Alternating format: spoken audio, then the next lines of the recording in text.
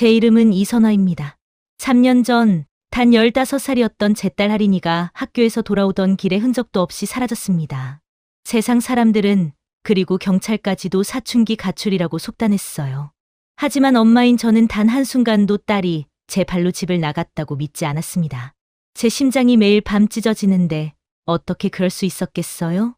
밤마다 울다 지쳐 잠들면 딸이 제 꿈에 나타났습니다. 낡은 거울 앞에 서서 우리 집 옆집 남자 송재호의 창문을 가리키며 절규했습니다. 그 낡은 거울, 그 옆집 창문. 저는 그 불길한 꿈이 제가 딸을 찾을 수 있는 마지막 단서라는 것을 깨달았습니다. 사랑하는 딸의 그림자가 드리운 그 옆집 문을 열었을 때 저는 지난 3년간의 모든 고통이 그곳에 응축되어 있었다는 것을 직감했죠. 이제 그 악몽 같았던 진실을 여러분께 풀어놓을까 합니다. 저희 가족은 평범하고 단란했습니다. 남편은 자상했고 딸 하린이는 사춘기에 접어들었지만 밝고 긍정적인 아이였습니다. 그날도 여느 때와 다름없었죠. 하린이가 친구들과 떡볶이를 먹고 온다고 나간 후 휴대전화 전원이 꺼진 채 연락이 두절되었습니다. 처음 한두 시간은 별일 아닐 거라고 생각했습니다. 혹시 학원 친구 집에 들렀나 했죠. 하지만 밤 10시, 11시, 그리고 새벽 1시가 되도록 딸은 돌아오지 않았습니다. 저는 공포에 질려온 동네를 헤매고 다녔습니다. 빗자루와 물통이 널브러진 좁은 골목길을 이리 뛰고 저리 뛰었죠. 바람이 나뭇가지를 흔드는 소리, 제 귀를 울리는 심장 박동 소리 외에는 아무것도 들리지 않았습니다. 세상이 저희를 외면하는 것만 같았어요. 남편도 처음에는 저와 함께 미친 듯이 찾았지만 며칠이 지나자 눈에 띄게 지쳐갔습니다. 경찰은 미성년자 실종 사건 매뉴얼대로 움직일 뿐 저희의 절규에는 아무도 귀 기울이지 않았습니다. 사춘기 아이들이 흔히 겪는 일입니다. 보통 며칠 뒤에 돌아와요. 너무 걱정 마십시오. 이선화 씨. 박 형사의 이 한마디는 제 심장에 비수가 되어 꽂혔습니다. 제 딸이 가출했다니요? 제 딸은 절대 그럴 아이가 아니에요. 하지만 그들에게 제 말은 그저 히스테릭한 엄마의 외침일 뿐이었습니다. 텅 빈 하린이의 방을 볼 때마다 저는 제 삶이 멈춘 것만 같았습니다. 밤마다 잠 못 이루고 딸의 사진을 붙들고 울었습니다. 제 몸과 마음은 만신창이가 되었죠. 자식을 잃은 슬픔이란 이렇게도 잔인한 것이었습니다. 저희 아파트 옆집에는 송재호 씨가 살았습니다. 마을에서 그는 고독한 예술가 혹은 괴짜로 불렸죠. 아침 일찍 출근했다가 늦은 밤에 돌아오는 남편과 달리 송재호 씨는 늘 집에 있었습니다. 그는 작은 갤러리를 운영한다고 했지만 이웃과의 교류는 일절 없었어요. 그의 집 창문은 언제나 두꺼운 회색 커튼으로 가려져 있었죠. 마치 외부와 자신을 완전히 차단한 것 같았습니다. 하린이가 사라진 그해 겨울부터였습니다. 밤마다 송재호 씨의 집 쪽에서 쇠가 쇠를 긁는 듯한 기이하고 규칙적인 소리가 들려오기 시작했어요. 사각, 사각, 찍, 마치 톱니바퀴가 돌아가다가 멈추는 것 같기도 하고 무언가 날카로운 물건으로 단단한 표면을 긁어내는 것 같기도 했습니다. 처음에는 소음에 신경이 곤두섰지만 나중에는 그 소리가 제 삶의 배경음처럼 느껴졌습니다. 남편은 피곤해 절어 보통 예술가들이 하는 작업 소리겠지. 신경 쓰지 말라고 했지만 저는 왠지 모르게 그 소리가 섬뜩했어요. 그 소리는 마치 숨겨진 고통을 간신히 억누르고 있는 듯한 울음소리처럼 들렸습니다. 밤이 되어 울다 지쳐 잠들면 그 악몽이 시작되었습니다. 꿈속에서 저는 칠흑 같은 어둠 속에 서 있었고 하린이가 제 앞에 나타났습니다. 아이는 3년 전 입었던 그 분홍색 티셔츠를 그대로 입고 있었죠. 아이는 낡고 커다란 전신 거울 앞에 서 있었습니다. 거울의 테두리는 녹슬어 있었고 유리 표면은 마치 물안개처럼 뿌옇게 흐려 있었습니다. 하린이는 그 거울을 멍하니 쳐다보다가 갑자기 눈물을 쏟아내며 온몸을 떨었습니다. 아이는 제게 달려오려 했지만 거울에 발이 묶인 듯 움직일 수 없었죠. 그리고 가장 소름 돋는 장면은 바로 그 다음이었습니다. 아이는 떨리는 손가락으로 거울을 짚더니 고개를 돌려 우리 집 옆집인 송재호 씨의 집 창문을 똑바로 가리켰습니다.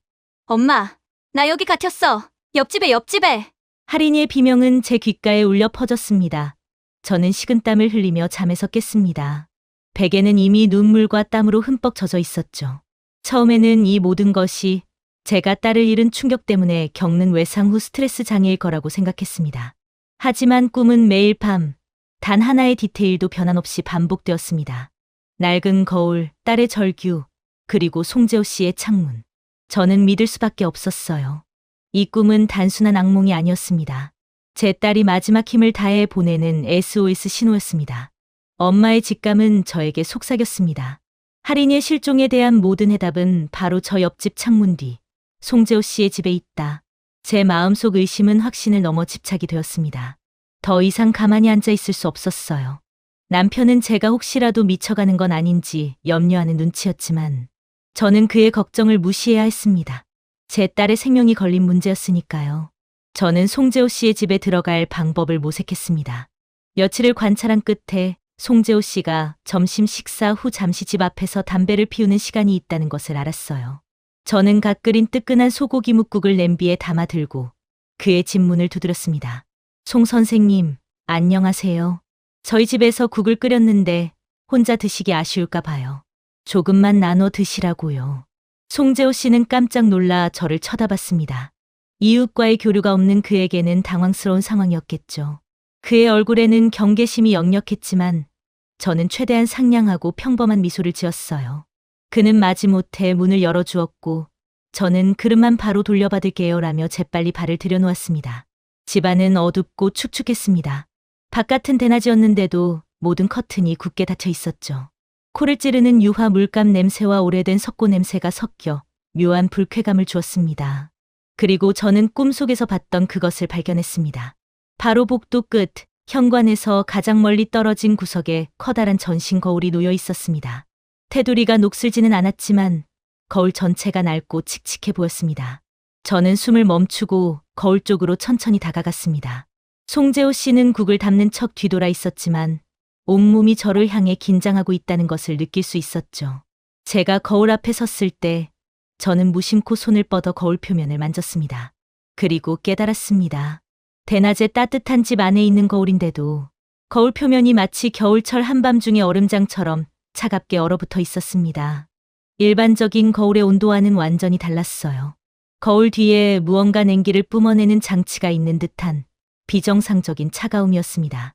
볼일 끝났으면 이제 가시죠. 저는 혼자 있는 걸 좋아합니다. 이선아 씨. 그의 눈빛에는 뚜렷한 살기가 서려 있었죠.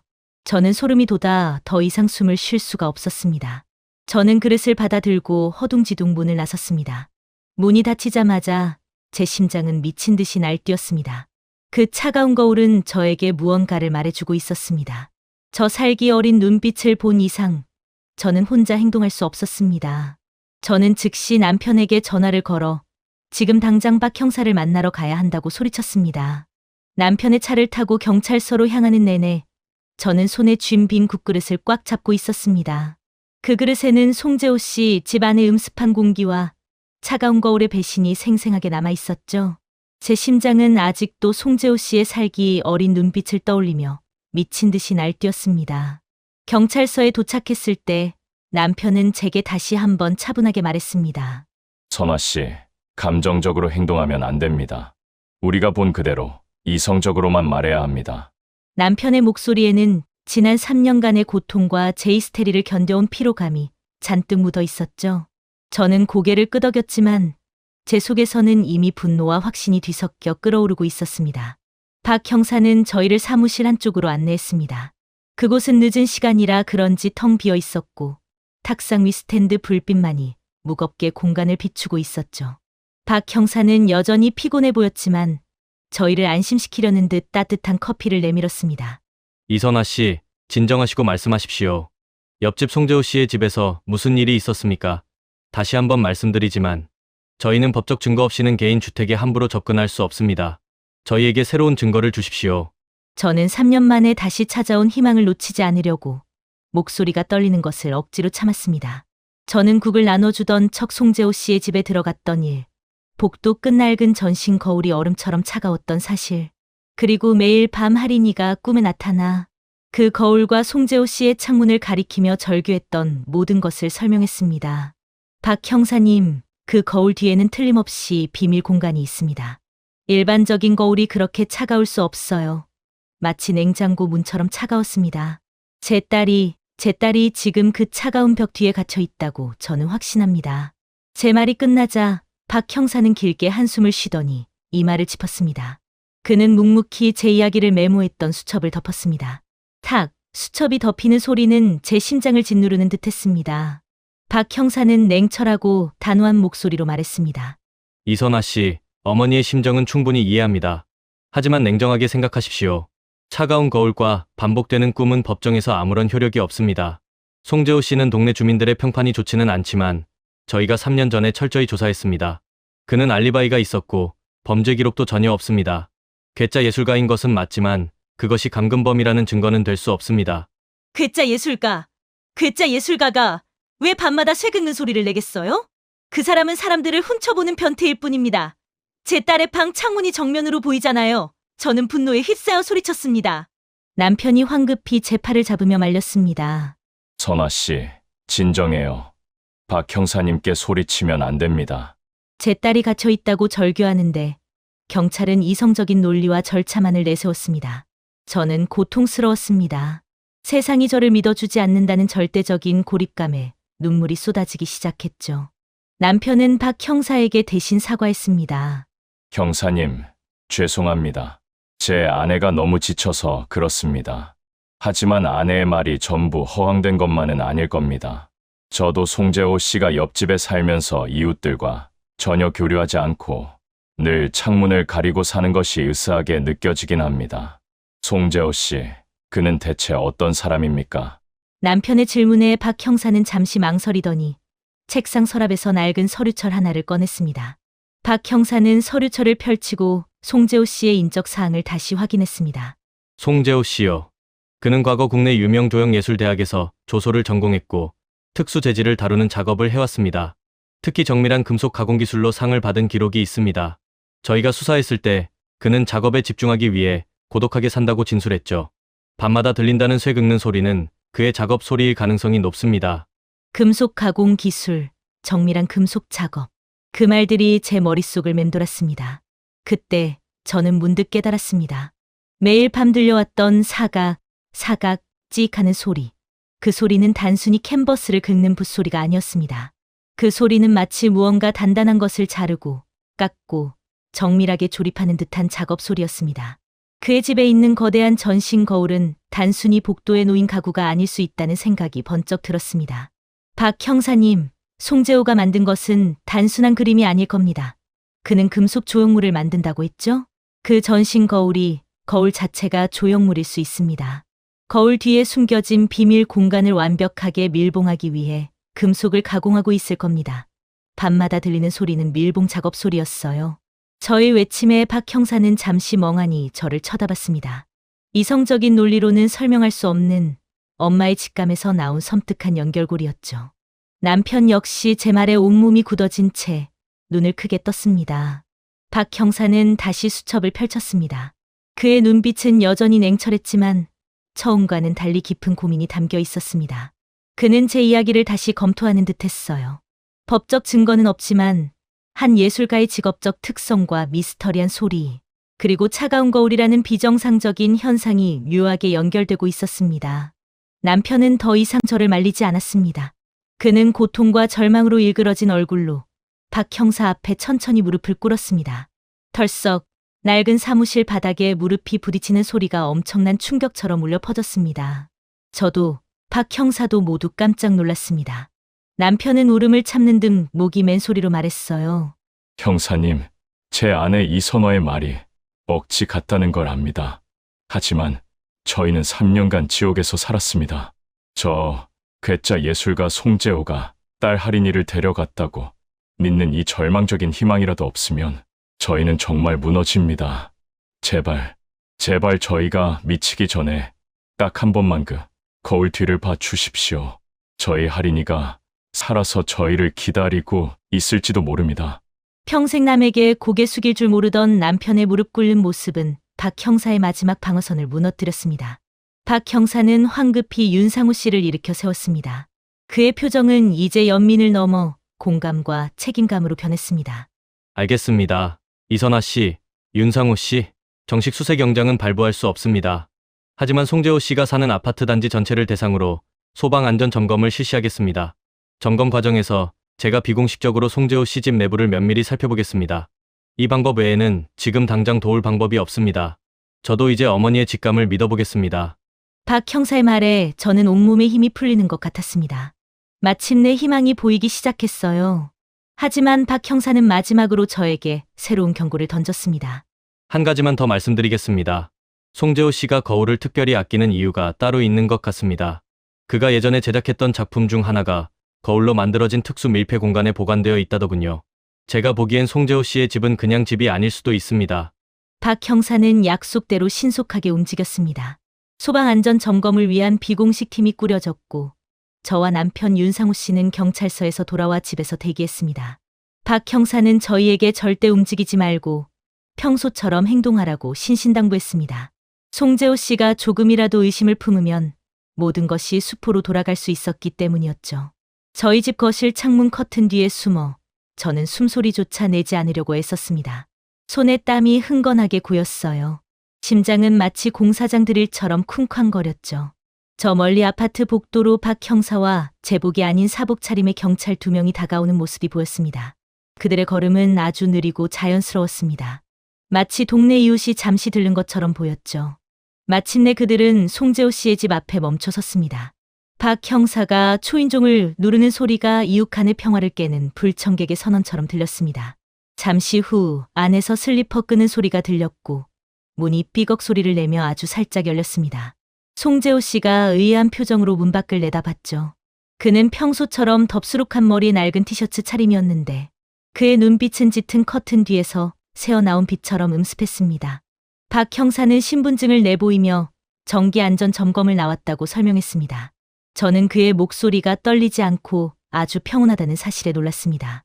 송재호 씨는 처음에는 불쾌한 표정으로 혼자 사는 집에 무슨 점검이냐며 문을 닫으려 했습니다.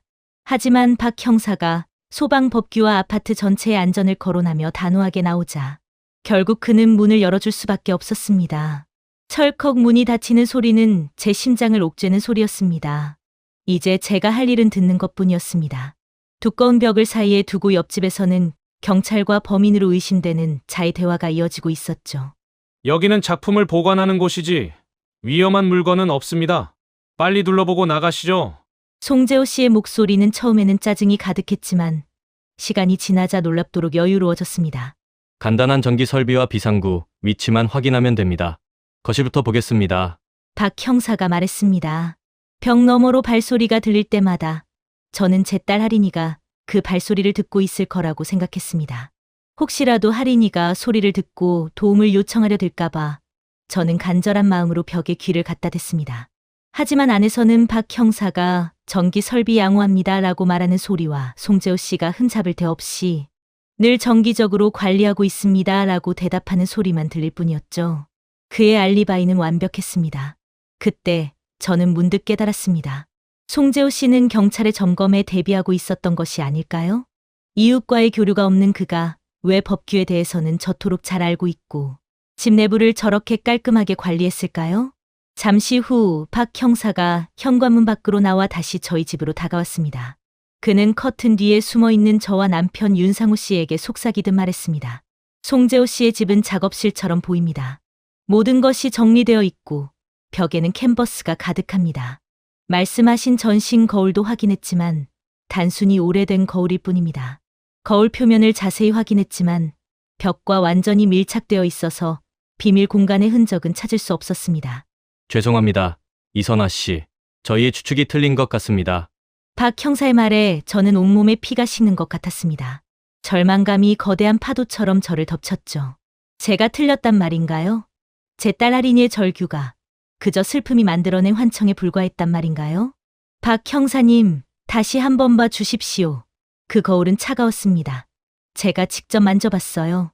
그 냉기는 어디서 온 건가요? 저를 믿어주세요. 저는 울부짖듯 소리쳤습니다. 남편은 제 어깨를 붙잡고 고통스러운 얼굴로 말했습니다. 선아 씨, 이제 그만. 인정합시다. 박 형사님도 최선을 다하셨습니다. 남편의 절망적인 목소리에 저는 미칠 것만 같았습니다. 그때 저를 바라보던 박 형사의 눈빛이 문득 흔들렸습니다. 그는 제게 시선을 고정했지만 입으로는 송재호 씨 집 쪽을 향해 조용히 말했습니다. 저희가 점검 과정에서 실수로 현관 앞 화분을 쓰러뜨렸는데 송재호 씨가 굉장히 예민하게 굴더군요.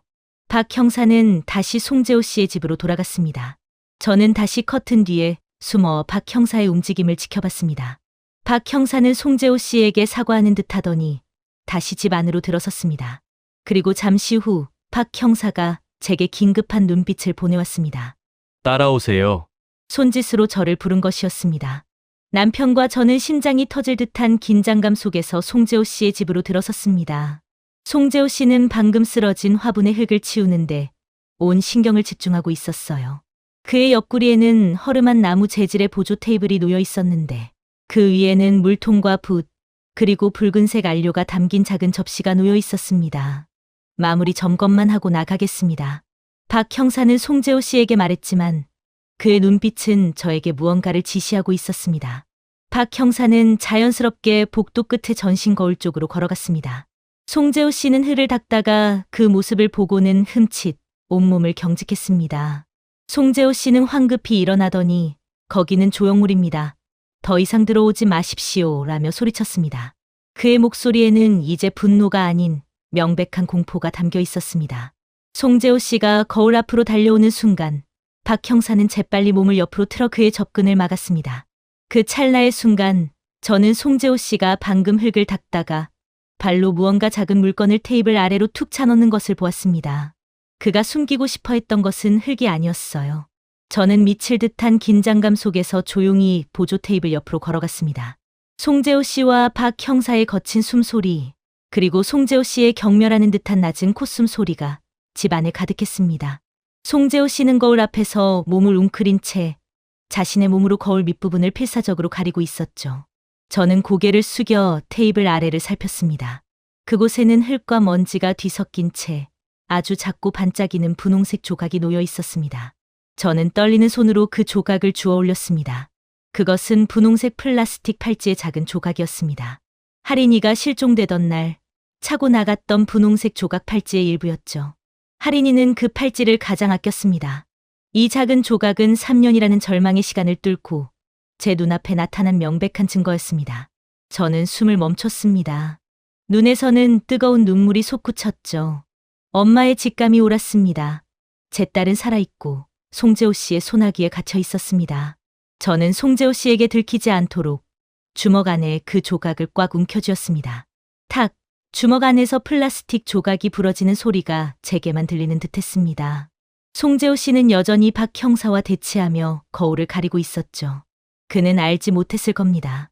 자신이 발로 차서 숨기려 했던 그 작은 조각이 3년간의 완벽한 범죄를 끝장낼 결정적인 단서라는 것을요. 저는 주먹을 쥔 채 박 형사에게 조용하지만 단호한 눈빛을 보냈습니다. 찾았습니다. 박 형사는 제 눈빛을 보고는 고개를 아주 살짝 끄덕였습니다. 이제 저희에게는 송재호 씨를 멈출 법적인 근거가 생겼습니다. 남은 것은 이 증거를 바탕으로 거울 뒤의 진실을 파헤치는 것뿐이었습니다.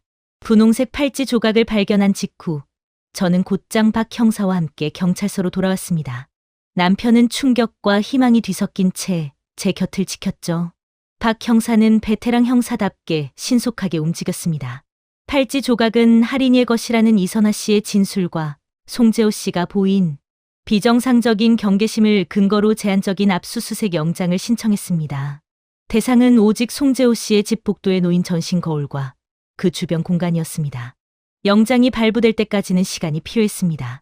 그동안 송재호 씨가 증거를 인멸하거나 할인이를 다른 곳으로 옮길 가능성이 있었어요. 저는 단 한순간도 그를 놓칠 수 없었습니다. 저는 남편과 함께 저희 집 거실 창가에서 24시간 비상 감시에 들어갔습니다. 창문 틈으로 송재호 씨의 집을 뚫어지게 바라봤죠. 밤이 되자 송재호 씨의 집 창문 너머로 희미하게 붉은색 안료의 그림자가 어른거리는 것만 같았습니다. 남편은 두려움에 떨면서도 제 곁을 지켜주었습니다. 여보, 이제 경찰이 움직이고 있어요.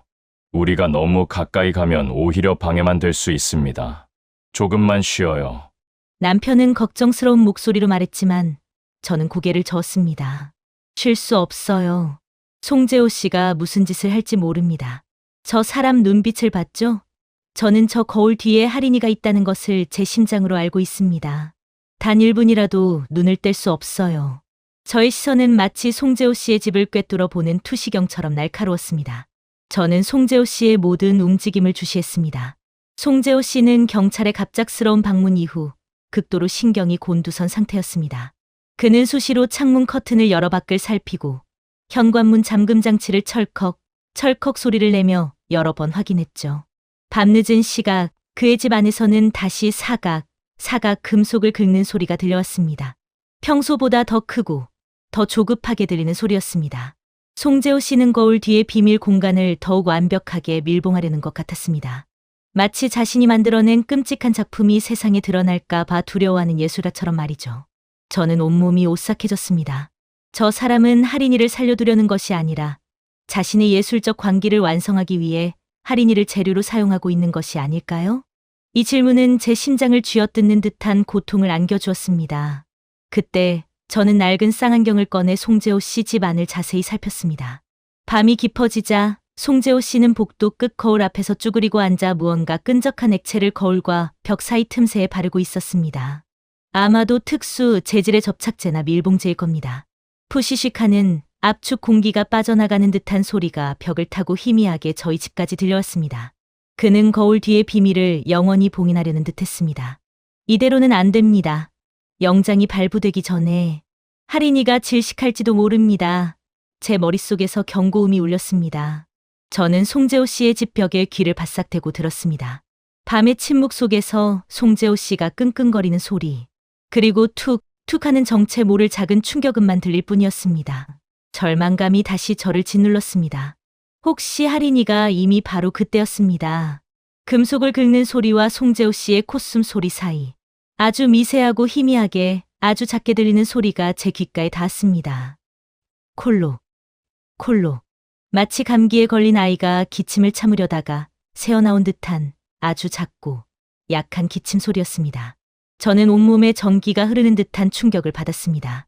저 소리는 제 딸 할인이의 기침 소리였습니다. 할인이는 어릴 때부터 기관지가 약해서 감기에 걸리면 늘 저런 식으로 기침을 참곤 했어요. 3년 동안 듣지 못했던 잊을 수 없는 소리였습니다. 저는 기쁨과 공포가 뒤섞인 극한의 감정에 휩싸였습니다. 할인이가 살아있습니다. 송재호 씨의 완벽한 밀봉 속에서도 제 딸은 고통 속에 숨쉬고 있었습니다.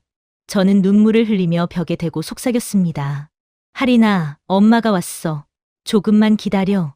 하지만 이 절박한 속삭임이 송재호 씨에게 들릴 리 없었죠. 저는 어떻게든 딸에게 살아있다는 신호를 보내야 한다고 생각했습니다. 저는 재빨리 저희 집 부엌으로 달려가 가장 큰 냄비를 들고 왔습니다. 남편은 놀라 지금 무슨 짓을 하려는 겁니까? 라고 했지만 저는 그의 말을 무시했습니다. 저는 냄비를 송재호 씨의 집 벽에 대고 쾅 3번 힘껏 냄비 바닥을 내려쳤습니다. 땅 쇠 냄비가 벽에 부딪히는 소리는 밤의 침묵을 찢고 아파트 전체에 울려 퍼졌습니다. 할인아, 엄마가 들었어. 엄마가 너를 찾았어. 이 소란에 송재호 씨의 집 창문이 쾅당하고 거칠게 열렸습니다. 송재호 씨가 창문 밖으로 고개를 내밀고 저를 노려봤습니다. 그의 얼굴은 이제 공포를 넘어 광기와 분노로 이그러져 있었습니다. 이선아, 당신 지금 무슨 짓을 하는 거야? 당장 그 소란을 멈춰. 저는 냄비를 들고 송재호 씨를 향해 똑바로 쳐다봤습니다. 멈출 수 없어요, 송재호 씨. 제 딸 할인이의 기침 소리를 들었습니다. 당신이 제 딸을 감금하고 있죠. 당장 문을 열지 않으면 경찰에 신고하겠습니다. 경찰? 신고해요. 경찰은 이미 다녀갔어. 당신의 망상은 아무도 믿지 않아. 내가 무슨 짓을 했는지 세상에 알려주기 전에 당신 딸은 이 거울 뒤에서 완벽하게 영원해질 겁니다. 송재호 씨는 광적으로 소리쳤습니다. 그리고는 창문을 쾅 닫더니 다시 집 안으로 사라졌습니다. 저는 다시 벽에 귀를 댔습니다. 기침 소리는 들리지 않았습니다. 대신 송재호 씨의 집 안에서 드르륵 꽝 하는 무거운 물체가 이동하는 소리가 요란하게 들려왔습니다. 그는 거울 뒤의 비밀을 감추기 위해 거울 자체를 파괴하거나 혹은 그 공간을 영원히 봉쇄하려 하는 것 같았습니다. 이대로 가다가는 할인이의 목숨이 정말 위험해질 수도 있었습니다. 저는 벽에 대고 흐느꼈습니다. 그때 저희 집 현관에서 띵동 초인종 소리가 울렸습니다. 박 형사였습니다. 영장이 발부된 것입니다. 이선아 씨, 문을 여십시오. 영장 발부되었습니다. 지금 당장 들어갑니다. 박 형사의 긴급한 목소리가 들려왔습니다. 저는 냄비를 내려놓고 현관문으로 달려갔습니다. 박 형사가 영장을 들고 문 앞에 서 있었습니다. 박 형사가 서둘러 송재호 씨 집으로 향하는 순간 송재호 씨 집 안에서 거대한 충격음이 벽을 타고 울려 퍼졌습니다. 마치 단단한 시멘트 벽이 부서지는 듯한 소리였습니다. 박 형사의 다급한 외침과 함께 경찰관들은 송재호 씨 집의 낡은 철문을 부수기 시작했습니다. 드드득 쇠를 깎는 듯한 굉음이 아파트 복도 전체에 울려 퍼졌죠. 영장이 발부되었지만 시간이 없었습니다. 저는 문이 부서지는 소리를 들으며 제 딸 하린이가 그 소리를 듣고 용기를 냈으면 하고 간절히 기도했습니다. 잠시 후 콰르릉 낡은 철문이 경첩이 부러진 제 안으로 쓰러졌습니다. 박 형사가 앞장서고 저와 남편이 그 뒤를 따랐죠. 집 안은 여전히 어둡고 음습했습니다. 그리고 복도 끝 문제의 전신 거울 앞에 송재호 씨가 서 있었습니다. 그는 당황하기는커녕 오히려 저희를 여유롭고 광기 어린 미소로 맞이했습니다. 허락 없이 남의 집에 무단 침입하는 것은 명백한 위법입니다. 박 형사, 내 예술 작품을 훼손한 것에 대해 가만두지 않겠습니다. 송재호 씨는 경찰의 진입에도 불구하고 뻔뻔하게 소리쳤습니다. 그의 태도는 마치 자신이 범인이 아니라 무고한 피해자인 것처럼 보였어요. 박 형사는 영장을 제시했지만 송재호 씨는 영장을 훑어보더니 여전히 미소를 지었습니다. 거울과 그 주변 공간 압수수색 영장이군요. 좋습니다. 하지만 이 거울은 단순한 거울이 아니라 금속 프레임으로 특수 제작된 조형물입니다. 함부로 떼어내면 저작권과 재산상의 손해가 막심할 겁니다. 송재호 씨의 말대로 거울은 단순히 벽에 기대어 있는 것이 아니었습니다. 거울 테두리는 두껍고 단단한 녹슨 금속 프레임으로 벽에 볼트로 박혀 있거나 아예 용접된 것처럼 보였습니다. 박 형사와 경찰관들이 거울을 밀어보았지만 거울은 꿈쩍도 하지 않았죠. 송재호 씨는 자신이 완벽하게 방어했다는 듯 더욱 기세등등해졌습니다. 보십시오.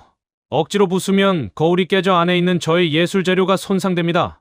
당신들은 법을 어기고 있습니다. 송재호 씨는 비아냥거렸습니다. 저는 분노에 휩싸여 송재호 씨에게 달려들려 했지만 윤상우 씨가 저를 필사적으로 붙잡았습니다. 선아 씨, 진정해요. 거울을 뗄 방법을 찾아야 합니다. 박 형사 역시 난감한 표정이었습니다. 물리적으로 거울을 훼손하지 않고 떼어내려면 전문 장비와 시간이 필요했습니다. 하지만 할인이의 목숨이 경각에 달린 이 순간, 시간은 저희 편이 아니었어요. 송재호 씨, 당신이 숨기고 있는 것이 무엇인지 밝혀질 겁니다. 협조하십시오. 저는 그저 제 작품을 보호하고 있을 뿐입니다. 당신들이 부수면 나는 소송할 것입니다. 저는 송재호 씨의 뻔뻔함에 치가 떨렸지만 그 순간 그의 집중력이 어디를 향하는지 놓치지 않았습니다. 송재호 씨는 거울 자체보다는 거울 옆에 놓인 자신의 작업 도구들이 경찰의 발에 채이지 않도록 필사적으로 보호하고 있었습니다. 캔버스와 붓, 그리고 여러 종류의 특수 공구들이 어지럽게 널려 있었죠. 저는 숨을 참고 송재호 씨의 시선을 피해 그 작업 도구들을 훑어봤습니다. 붓, 물감, 유화용 나이프. 그때 제 눈에 이상한 도구 하나가 들어왔습니다. 그것은 일반적인 조소용 끌이나 칼이 아니었어요. 손잡이가 굵고 단단하며 끝부분은 자물쇠를 해체하는 데 쓰일 법한 얇고 정교한 금속핀으로 되어 있었습니다. 마치 열쇠나 잠금 장치 해제 도구처럼 보였습니다. 이선아 씨는 깨달았습니다. 송재호 씨가 밤마다 냈던 사각, 찌익하는 금속 긁는 소리는 이 거울을 벽에 고정하는 복잡한 잠금 장치를 조작하거나 관리하는 소리였을 겁니다. 거울은 단순히 볼트로 고정된 것이 아니라 특수한 잠금 장치로 봉인된 비밀의 문이었던 것입니다. 저는 마치 빙의된 것처럼 본능적인 움직임으로 그 도구 쪽으로 다가갔습니다. 송재호 씨는 여전히 박 형사와 말다툼을 하며 거울을 가리고 있었지만 제 움직임을 눈치채고 앗 하는 작은 비명을 질렀습니다. 저리 비켜. 이선아, 내 작품에 손대지 마. 송재호 씨는 저를 막으려 달려들었습니다. 하지만 저는 그보다 빨랐습니다. 저는 그 특수 공구를 낚아채듯 집어들었습니다. 송재호 씨가 제 팔을 잡으려 했지만 저는 몸을 돌려 그의 손을 피했습니다. 퍽! 송재호 씨의 손이 헛발질하며 벽에 부딪히는 둔탁한 소리가 났습니다. 이게 뭐죠, 송재호 씨? 이게 당신의 예술 도구입니까? 아니면 감금의 열쇠입니까? 저는 분노로 떨리는 목소리로 울었습니다. 송재호 씨는 사색이 되었습니다. 그의 눈빛은 이제 오만함을 완전히 잃고 절망과 광기만이 남아 있었죠. 박 형사 역시 상황을 눈치채고 재빨리 송재호 씨를 제압했습니다. 송재호, 움직이지 마십시오. 박 형사가 송재호 씨의 팔을 뒤로 꺾었습니다. 저는 그 정교한 금속 핀을 들고 거울 프레임 전체를 훑었습니다. 손의 감각에 의존해 금속 프레임의 특정 부분. 송재호 씨가 밤마다 작업을 했던 것으로 추정되는 위치를 더듬었습니다. 그리고 발견했습니다. 거울 프레임 하단, 붉은 안료가 묻은 작은 얼룩 아래에 아주 미세하게 숨겨진 홈이 있었어요. 일반인의 눈에는 절대 보이지 않는 송재호 씨만의 비밀 통로였습니다. 저는 숨겨진 홈에 금속 핀을 조심스럽게 밀어 넣었습니다. 찰칵, 작은 기계음이 들렸습니다. 드르르륵, 무거운 금속 프레임이 벽에서 분리되는 둔탁한 마찰음이 들려왔습니다. 거울이 옆으로 밀려나며 그 뒤에 가려져 있던 벽 안쪽 공간이 모습을 드러냈습니다. 거울 뒤에는 작은 낡은 철문이 나타났습니다. 틈새는 얇은 고무 패킹으로 밀봉되어 있었지만 문 전체에는 오래된 녹이 슬어 있었습니다. 그리고 그 낡은 철문 위에는 두껍고 녹슨 쇠사슬이 칭칭 감겨 있었고 육중한 자물쇠가 채워져 있었습니다. 송재호 씨는 자신이 무너뜨린 마지막 방어막을 보더니 절규했습니다.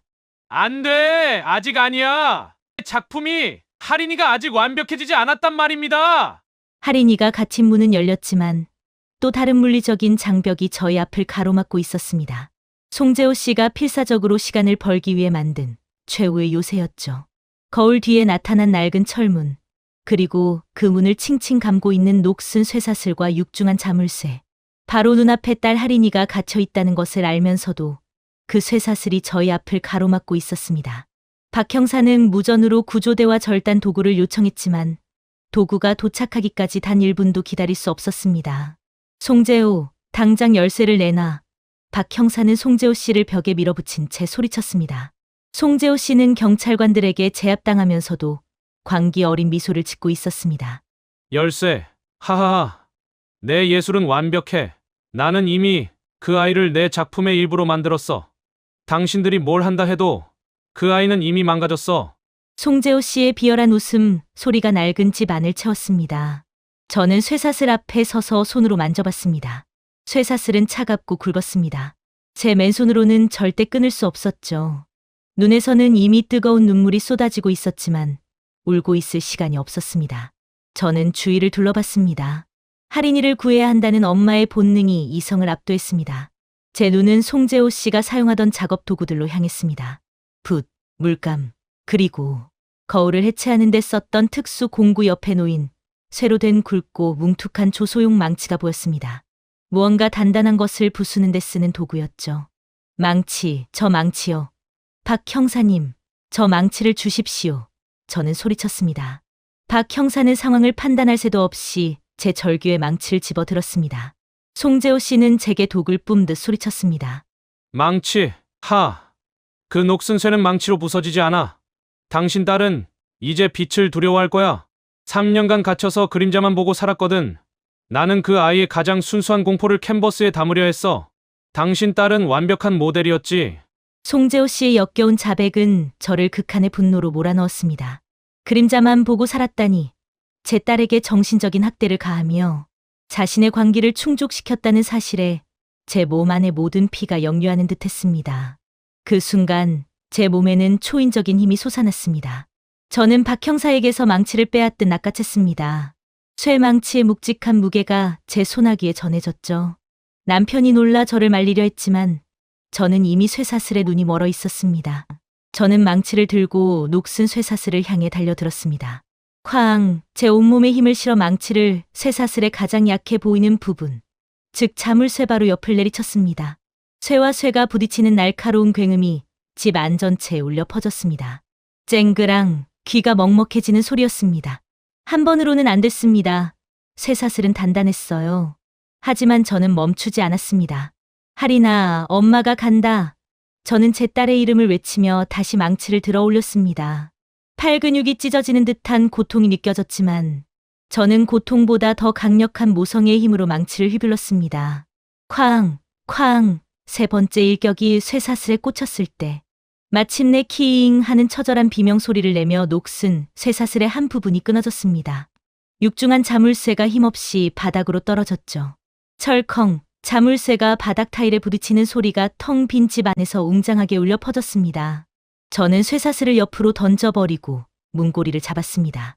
녹슨 문고리가 제 손에서 삐거덕 소리를 내며 돌았습니다. 문이 안으로 열리는 순간 안에서 뿜어져 나오는 퀴퀴하고 곰팡이 냄새가 코를 찔렀습니다. 문 안쪽은 빛이 전혀 들어오지 않는 칠흑 같은 어둠이었습니다. 박 형사는 황급히 손전등을 켰습니다. 손전등 불빛이 좁고 낮은 공간을 비추었습니다.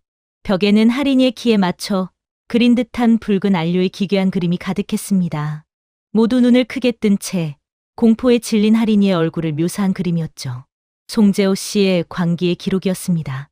그리고 방 한 구석 낡은 담요 위에 웅크리고 앉아있는 작은 형체가 보였습니다. 제 딸 할인이었습니다. 할인아, 저는 비명을 지르며 망치를 내던지고 딸에게 달려갔습니다.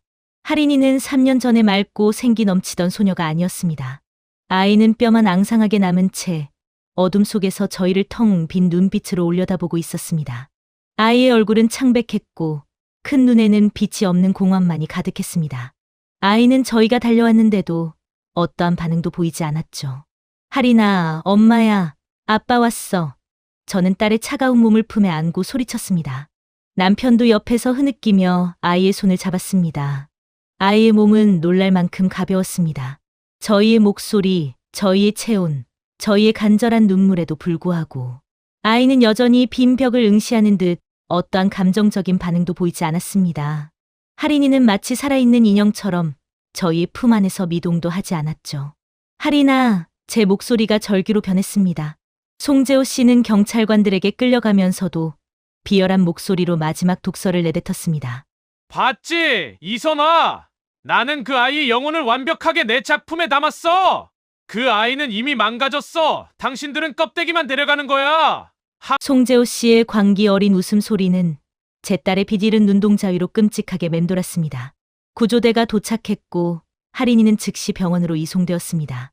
저는 딸의 앙상한 몸을 따라 구급차에 올라탔습니다. 3년 만에 찾은 딸의 숨결은 미약했고 차가웠으며 그 눈빛은 텅 비어 있었습니다. 저는 딸의 손을 잡고 흐느꼈지만 할인이는 여전히 반응이 없었죠. 병원 중환자실 앞에서 남편과 저는 밤새도록 기다렸습니다. 의사의 진단은 끔찍했습니다. 할인이는 심각한 영양실조, 근육 위축 외에도 외상 후 스트레스 장애 PT와 해리송 장애를 겪고 있다는 겁니다. 장기간의 감금과 빛, 소리, 그리고 인간적인 교류가 완전히 차단된 환경 속에서 아이의 자아와 감정 체계가 심각하게 손상된 것이죠. 송재호 씨가 말했던 것처럼 할인이는 정신적으로 파괴된 상태였습니다. 송재호 씨의 껍데기만 남았다는 독설이 제 귓가에 끊임없이 울렸습니다. 절망은 저를 다시 한번 무너뜨리려 했지만 저는 이내 눈물을 닦아냈습니다. 이제 올 시간은 끝났습니다. 저는 할인이의 영혼을 파괴한 저 악마에게 법적인 정의와 사회적인 멸망이라는 완벽한 대가를 치르게 하겠다고 다짐했죠. 박 형사는 송재호 씨를 압송한 후 곧장 저를 찾아왔습니다. 그는 송재호 씨의 범죄 동기에 대해 더 깊이 파고들었습니다. 이선아 씨, 송재호의 진술이 이상합니다. 그는 단순한 납치가 아니라 자신의 예술 철학을 위해 할인 양을 감금했다고 주장하고 있습니다. 그는 가장 순수한 공포와 고립을 통해 얻어지는 인간의 본질적인 형태를 주제로 수년 전부터 작품을 구상해왔더군요. 박 형사는 송재호 씨가 과거 다른 학생들에게도 비슷한 주제로 접근하려다가 거절당했다는 사실, 그리고 그의 작품 세계 자체가 인간의 정신을 통제하고 조작하려는 광적인 집착으로 이루어져 있었음을 밝혀냈습니다. 송재호 씨는 할인이의 감금을 자신의 예술적 성취라고 여기고 있었던 겁니다. 그는 자신의 예술적 광기를 심신미약이나 광기 어린 예술론으로 포장하여 형량을 줄이려 할 겁니다. 이선아 씨, 저희는 그가 단순한 괴짜가 아니라 계획적인 중범죄자임을 입증해야 합니다. 저는 박 형사의 말에 고개를 끄덕였습니다.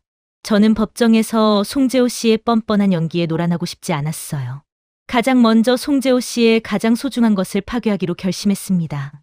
바로 그의 예술가로서의 명성이었습니다. 송재호 씨가 운영하던 작은 갤러리는 아파트 단지 근처 상가 지하에 있었습니다. 저는 조용히 그곳을 찾아갔습니다. 갤러리 문은 경찰 수사로 인해 잠겨 있었지만 저는 관리사무소를 통해 임시로 문을 열 수 있었습니다. 갤러리 문이 열리는 소리는 마치 지옥의 문이 열리는 소리 같았습니다. 내부는 송재호 씨의 집과 똑같이 어둡고 음습했습니다. 그리고 저는 그곳에서 송재호 씨가 할인이를 감금하며 얻어낸 결과물들을 마주했습니다. 벽에는 할인이의 얼굴을 묘사한 캔버스들이 걸려 있었습니다. 공포에 질린 눈빛, 절망적인 입술, 그리고 빛이 없는 눈동자. 그림들은 섬뜩할 정도로 생생하고 잔인했어요. 하지만 가장 끔찍한 것은 한가운데 놓인 유리 상자 속의 조형물이었습니다. 그것은 금속으로 만들어진 실제 크기의 소녀 마네킹이었는데 온몸이 쇠사슬로 칭칭 감겨 있었고 얼굴은 공포에 질린 할인이의 얼굴을 그대로 본떠 만든 듯했습니다. 이 조형물이 바로 송재호 씨가 말했던 완벽한 작품이었죠. 저는 그 조형물 앞에 섰습니다.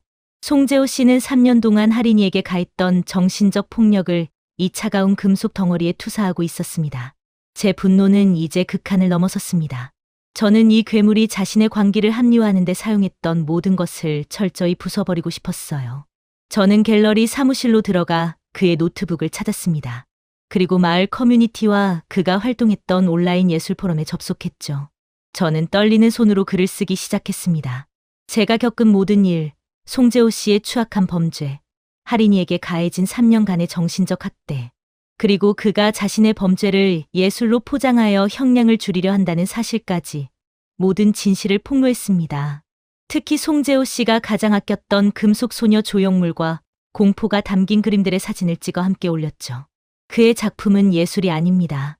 그것은 내 딸의 피와 눈물로 만들어진 광기의 기록입니다. 여러분이 칭송하던 예술가의 가면 뒤에는 15살 소녀의 영혼을 짓밟은 악마가 숨어 있었습니다. 글을 올리자마자 댓글과 반응은 폭발적이었습니다.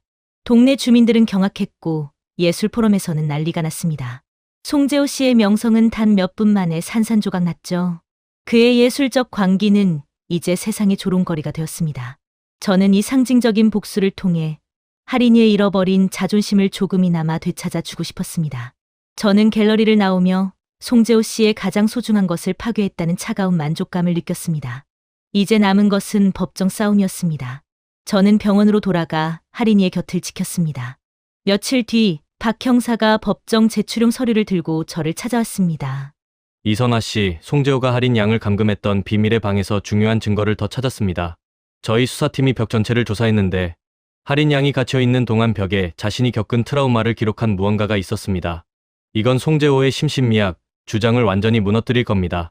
할인이가 어둠 속에서 기록한 3년간의 지옥이었습니다. 송재호 씨의 재판은 전국적인 관심사였습니다. 이미 이선아 씨가 온라인 커뮤니티에 올린 폭로 글과 갤러리 속 끔찍한 조형물 사진으로 인해 그는 이미 광기 어린 악마로 낙인 찍힌 상태였죠. 하지만 송재호 씨의 변호인은 끝까지 그의 범죄를 예술혼을 위한 비정상적인 행위로 포장하며 심신미약을 주장했습니다. 법정에 앉아있는 송재호 씨는 여전히 뻔뻔했습니다. 며칠 전 갤러리에서 봤던 그 광기 어린 눈빛은 사라지고 대신 측은한 척 연기하는 예술가의 가면을 쓰고 있었습니다. 하지만 저는 속지 않았습니다. 제 머릿속에는 오직 할인이의 빛 잃은 눈동자만이 선명하게 남아 있었습니다. 박 형사는 증인석에 섰습니다. 그는 할인이를 감금했던 비밀의 방에서 나온 결정적인 증거를 제시했죠. 피고인 송재호가 할인 양을 감금했던 방의 벽면 사진입니다. 박 형사의 말과 함께 법정 스크린에는 충격적인 사진이 띄워졌습니다.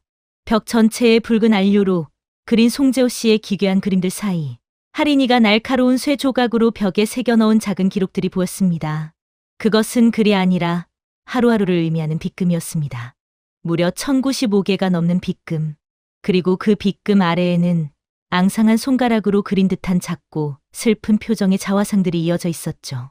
빛이 완전히 차단된 어둠 속에서 할인이가 자신의 시간과 생존을 필사적으로 기록한 3년간의 지옥 일지였습니다. 법정은 일순간 숨막히는 침묵에 휩싸였습니다. 빗금이 하나하나 할인이의 고통을 증명했고 작은 자화상들은 그 아이의 짓밟힌 영혼을 대변했습니다. 15살 소녀가 3년 동안 겪은 정신적, 시간적 고립이 벽에 새겨진 기록으로 법정에 나타난 것입니다. 박 형사는 단호하게 말했습니다. 피해자 할인 양은 감금 기간 내내 의식이 있었으며 이 기록은 그녀가 고통 속에서 시간의 흐름을 인지하고 있었다는 명백한 증거입니다. 이는 피고인 송재호의 심신미약이나 예술혼과는 아무런 관련 없는 계획적이고 악의적인 고문이었습니다. 피해자는 현재 심각한 트라우마를 겪고 있으며 피고인은 그의 행위에 대해 응당한 대가를 치러야 합니다. 송재호 씨는 스크린 속의 벽 기록을 보더니 자신이 저지른 예술적 실패에 분노한 듯 소리쳤습니다. 저건 내 작품이 아니야. 저건 광기야. 내가 만든 게 아니라고. 그의 마지막 발악은 법정의 모든 사람들에게 자신의 죄를 다시 한번 확인시켜주는 꼴이 되었습니다. 재판은 길지 않았습니다. 검찰은 감금치상, 중감금, 정신적 학대, 그리고 예술행위를 가장한 범죄 등의 혐의로 송재호 씨에게 최고형을 구형했습니다. 판사는 증거와 할인이의 벽 기록을 바탕으로 송재호 씨에게 가석방 없는 무기징역을 선고했습니다. 땅, 땅, 땅 판사의 법봉 소리가 울려 퍼졌을 때 저는 그제야 제 어깨를 짓누르던 3년치의 짐을 내려놓는 듯했습니다. 저는 눈물을 흘렸습니다. 그것은 슬픔의 눈물이 아니라 정의가 승리했다는 안도와 통쾌함의 눈물이었습니다. 사이다 결말은 현실에서도 통쾌했습니다. 송재호 씨는 자신이 가장 소중히 여겼던 명성과 자유, 그리고 모든 것을 잃고 차가운 감옥에 갇혔습니다. 할인이는 판결 후에도 오랜 시간 병원에서 치료를 받아야 했습니다. 송재호 씨가 가한 정신적 상처는 깊었고 아이는 여전히 큰 소리나 어둠을 두려워했습니다. 하지만 저는 매일 딸의 곁을 지키며 끊임없이 속삭였습니다. 괜찮아. 할인아, 엄마가 있어. 이제 아무도 너를 가둘 수 없어. 너는 자유야. 저희 가족은 그 후 아파트를 떠나 햇살이 잘 드는 주택으로 이사했습니다. 할인이는 오랜 치료와 재활 끝에 자신이 겪었던 고통을 다른 이들을 돕는 데 사용하기로 결정했습니다.